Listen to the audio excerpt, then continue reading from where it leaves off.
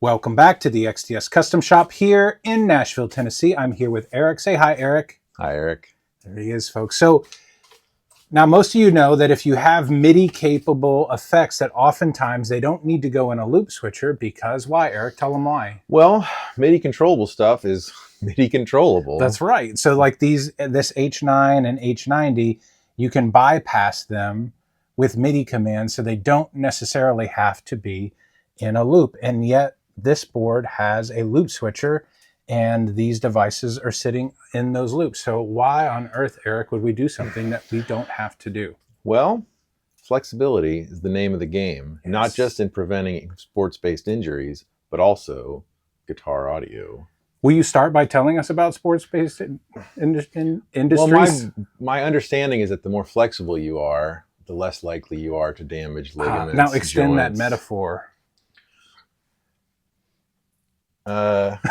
This pedal have auto wah, me want before amp based thing. There we go. This pedal have reverb, me want after thing. Yeah, or pitch, or pitch. anything. So you can move the H9 and the H90 wherever you want in the signal flow. I think the initial idea with this board was for this to be the LTE, or not LTE. LT. Mm-hmm. What am I saying? LTE. Oh, the Verizon coverage. That's what I'm thinking of. Yeah, it was just a straight MIDI controller that would control these devices.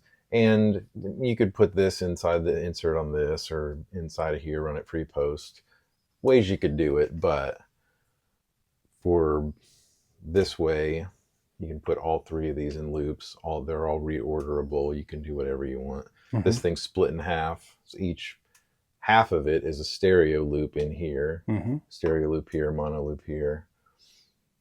Just a lot of flexibility. Yeah, Two pedals that can kind of do anything. And one goes to the H90. Here's the H90 controller. And that expresses the H90. Whatever you want to express. And then the PBC could actually still express the H90. It could. It could express all three of these, a host of parameters at the same time. Yep, or the H9 or the Kemper. Yeah. And so we did it's under this fixed riser here, but there's a Chalks Soul under there that is powering everything on the board. So that's pretty good. If you don't need the expandability that something like the Chalks DC7 offers, the Soul is good for that. We've used a lot of them lately. We have. It has been more than usual. Or a handful. I think 3 in the last couple of weeks. So walk us through this everything. The walkthrough is sort of meaningless in some ways because it's all soft, but sort of walk us through how it's kind of initially configured. Well, you come into the input here, just a simple box here, just throughs. So you come in to the PBC here, essentially, and then we're not even using loops 1 and 2. Loop 3 has the Kemper in it. Mm-hmm. Loop 4 as a stereo has the pre-section of this. Mm-hmm. So the A, I guess it could be the B either way.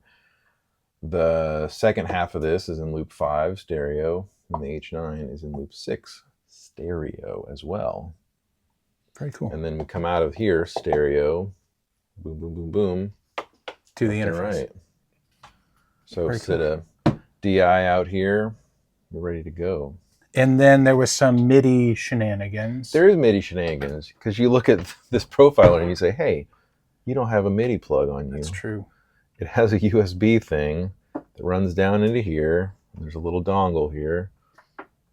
That adapts it to MIDI. In here. And then, yes, so that gets sent from the quadra through. We have had issues in the past with daisy chaining MIDI with the Eventide stuff. And some other things. And sometimes it's a combination of things that are... You get too many things in a row sometimes, and it's a little bit of the telephone game sometimes. That's right.